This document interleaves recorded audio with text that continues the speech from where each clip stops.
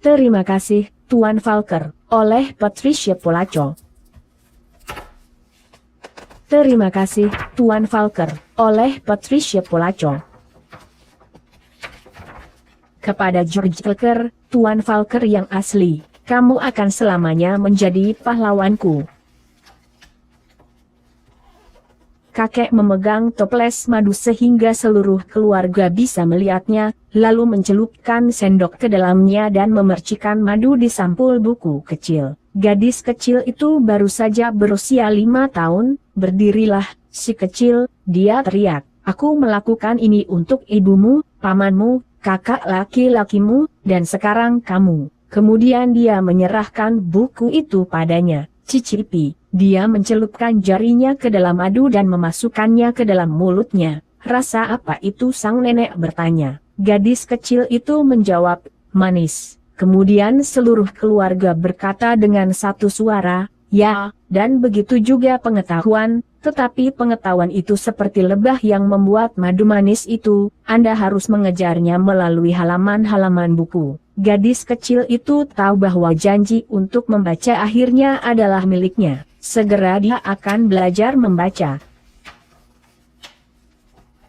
Tricia, gadis terkecil dalam keluarga, tumbuh dengan cinta buku. Ibu guru sekolahnya membacakan untuknya setiap malam. Kakak laki-lakinya yang berambut merah membawa pulang buku-bukunya dari sekolah dan membagikannya. Dan setiap kali dia mengunjungi pertanian keluarga, kakek atau neneknya membacakan kepadanya di dekat perapian batu. Ketika dia berusia 5 tahun dan pergi ke taman kanak-kanak, yang paling dia harapkan adalah membaca. Setiap hari dia melihat anak-anak di kelas 1 di seberang aula membaca, dan sebelum tahun berakhir, beberapa anak di kelasnya sendiri mulai membaca. Bukan Tricia, tetap saja, dia suka berada di sekolah karena dia bisa menggambar. Anak-anak lain akan berkerumun di sekelilingnya dan melihatnya melakukan sihirnya dengan krayon. Di kelas 1, kamu akan belajar membaca, kata kakaknya. Di kelas 1, Tricia duduk dalam lingkaran dengan anak-anak lainnya. Mereka semua memegang lingkungan kami, pembaca pertama mereka, mengucapkan huruf dan kata-kata. Mereka berkata, B, oye, boy, dan luh, oka, lihat. Guru tersenyum pada mereka ketika mereka menyatukan semua suara dan mendapatkan kata yang benar. Tetapi ketika Tricia melihat sebuah halaman, yang dia lihat hanyalah bentuk yang bergoyang, dan ketika dia mencoba mengucapkan kata-kata, anak-anak lain menertawakannya. Tricia, apa yang kamu lihat di buku itu? Mereka akan berkata, aku sedang membaca. Dia akan membalas mereka. Tetapi gurunya akan beralih ke orang berikutnya. Selalu ketika giliran dia untuk membaca, gurunya harus membantunya dengan setiap kata. Dan sementara anak-anak lain naik ke pembaca kedua dan pembaca ketiga, dia tinggal sendirian di lingkungan kami. Tricia mulai merasa berbeda, dia mulai merasa bodoh. Semakin sulit kata-kata untuk gadis kecil itu, semakin banyak waktu yang dia habiskan untuk menggambar. Betapa dia suka menggambar atau hanya duduk dan bermimpi, atau, ketika dia bisa, berjalan-jalan dengan neneknya. Suatu hari di musim panas dia dan neneknya sedang berjalan bersama di hutan kecil di belakang pertanian mereka. Itu adalah senja, udaranya manis dan hangat, kunang-kunang baru saja muncul dari rumput. Saat mereka berjalan, Tricia berkata, Grama, apakah menurutmu aku berbeda? Tentu saja, jawab neneknya. Menjadi berbeda adalah keajaiban hidup. Kamu melihat semua kunang-kunang kecil itu, setiap orang berbeda. Apakah menurutmu aku pintar? Tricia tidak merasa pintar. Neneknya memeluknya. Kamu adalah hal kecil yang paling pintar, tercepat, dan tersayang yang pernah ada. Saat itu gadis kecil itu merasa aman di pelukan neneknya. Membaca tidak terlalu penting. Nenek Tricia biasa berkata bahwa bintang-bintang adalah lubang di langit. Mereka adalah cahaya surga yang datang dari sisi lain, dan dia biasa mengatakan bahwa suatu hari nanti dia akan berada di sisi lain, dari mana cahaya itu berasal. Suatu malam mereka berbaring di atas rumput bersama dan menghitung cahaya dari surga. kamu tahu, kata neneknya, kita semua akan pergi ke sana suatu hari nanti. Berpeganglah pada rumput, atau Anda akan mengangkatnya langsung dari tanah, dan di sanalah Anda. Mereka tertawa, dan keduanya tergantung di rumput. Tetapi tidak lama setelah malam itu neneknya pasti telah melepaskan rumput, karena dia pergi ke tempat lampu berada, di sisi lain. Dan tidak lama setelah itu, kakek Tricia juga melepaskan rumput. Sekolah tampak semakin sulit sekarang. Membaca hanyalah penyiksaan biasa. Ketika Sue Ellen membaca halamannya, atau Tommy Boa membaca halamannya, mereka membaca dengan sangat mudah sehingga Tricia akan memperhatikan bagian atas kepala mereka untuk melihat apakah ada sesuatu yang terjadi pada kepala mereka yang tidak terjadi pada kepalanya. Dan angka adalah hal yang paling sulit untuk dibaca. Dia tidak pernah menambahkan sesuatu yang benar. Sejajarkan angka-angka sebelum Anda menambahkannya, kata guru. Tetapi ketika Tricia mencoba, angka-angka itu tampak seperti tumpukan balok, goyah dan siap untuk jatuh. Dia hanya tahu bahwa dia bodoh. Kemudian, suatu hari, ibunya mengumumkan bahwa dia telah mendapatkan pekerjaan mengajar di California, jalan yang jauh dari pertanian keluarga di Michigan. Meskipun nenek dan kakeknya sudah pergi, gadis kecil itu tidak ingin pindah. Mungkin, meskipun para guru dan anak-anak di sekolah barunya tidak akan tahu betapa bodohnya dia. Dia dan ibu serta saudara laki-lakinya pindah ke seluruh negeri dengan Plymouth 1949 dua warna. Butuh waktu 5 hari. Tapi di sekolah baru itu sama. Ketika dia mencoba membaca, dia menemukan kata-kata, cah, kucing, rrrr, berlari. Dia membaca seperti bayi di kelas 3. Dan ketika gurunya membaca bersama mereka, dan memanggil Tricia untuk sebuah jawaban, dia memberikan jawaban yang salah setiap saat. Hei, bodoh, seorang anak laki-laki memanggilnya di taman bermain. Kenapa kamu begitu bodoh? Anak-anak lain berdiri di dekatnya dan mereka tertawa. Tricia bisa merasakan air mata yang membara di matanya. Betapa dia rindu untuk kembali ke pertanian kakek neneknya di Michigan. Sekarang Tricia semakin tidak ingin pergi ke sekolah. Saya sakit tenggorokan, katanya kepada ibunya, atau saya sakit perut. Dia bermimpi semakin banyak, dan menggambar semakin banyak, dan dia membenci sekolah. Kemudian, ketika Tricia mulai kelas 5, sekolah menjadi ramai. Ada seorang guru baru, dia tinggi dan elegan. Semua orang menyukai mantel bergaris dan celana abu-abunya yang apik. Dia mengenakan pakaian yang paling rapi. Semua hewan peliharaan guru yang biasa berkumpul di sekelilingnya: Stevie Jordan, Alice Murray, Davy dan Michael Lee. Tapi sejak awal, sepertinya tidak masalah bagi Tuan Falker anak mana yang paling imut, atau yang paling pintar, atau yang terbaik dalam hal apapun.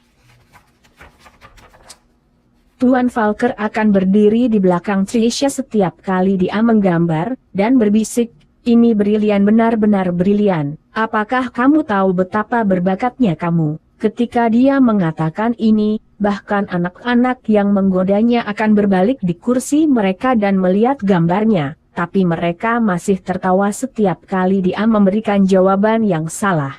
Kemudian, suatu hari, dia harus berdiri dan membaca yang dia benci. Dia tersandung melalui halaman di Charlotte's Web, dan halaman itu menjadi kabur, ketika anak-anak mulai tertawa terbahak-bahak. Tuan Falker, dengan jaket kotak-kotak dan dasi kupu-kupunya, berkata, berhenti. Apakah kalian semua begitu sempurna sehingga kalian bisa melihat orang lain dan menemukan kesalahan padanya?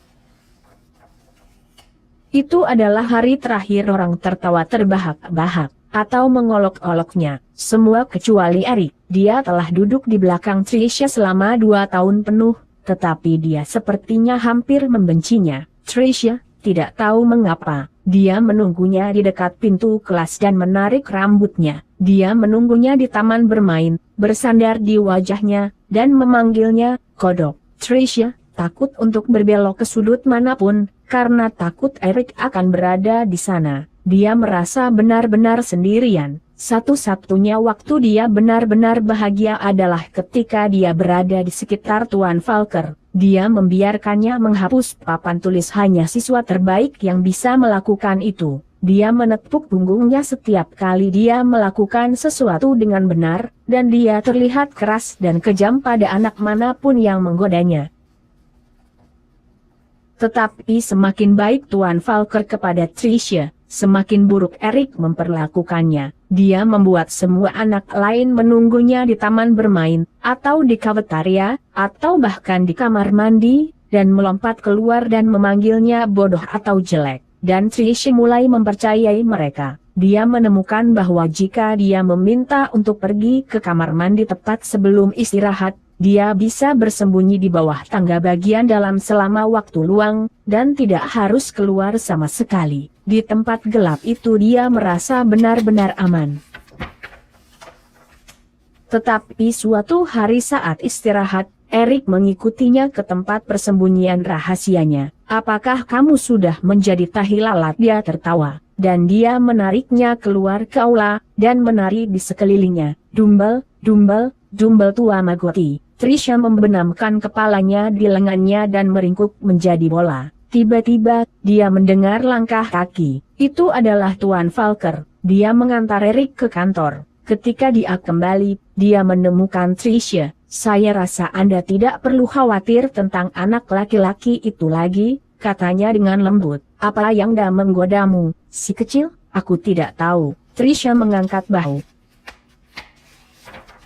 Tricia yakin Tuan Falker percaya bahwa dia bisa membaca. Dia telah belajar menghafal apa yang dibaca anak di sebelahnya. Atau dia akan menunggu Tuan Falker untuk membantunya dengan sebuah kalimat, lalu dia akan mengatakan hal yang sama seperti yang dia lakukan. "Bagus," katanya. Kemudian, suatu hari, Tuan Falker memintanya untuk tinggal sepulang sekolah dan membantu mencuci papan tulis. Dia menyalakan musik dan mengeluarkan roti lapis kecil saat mereka bekerja dan berbicara. Tiba-tiba dia berkata, "Ayo main permainan. Aku akan meneriakkan surat-surat. Anda menuliskannya di papan tulis dengan spons basah secepat yang Anda bisa." "A," teriaknya. Dia menyeka A yang berair. 8, teriaknya. Dia membuat 8 berair. 14, 3, D, M, Q, teriaknya. Dia berteriak banyak huruf dan angka.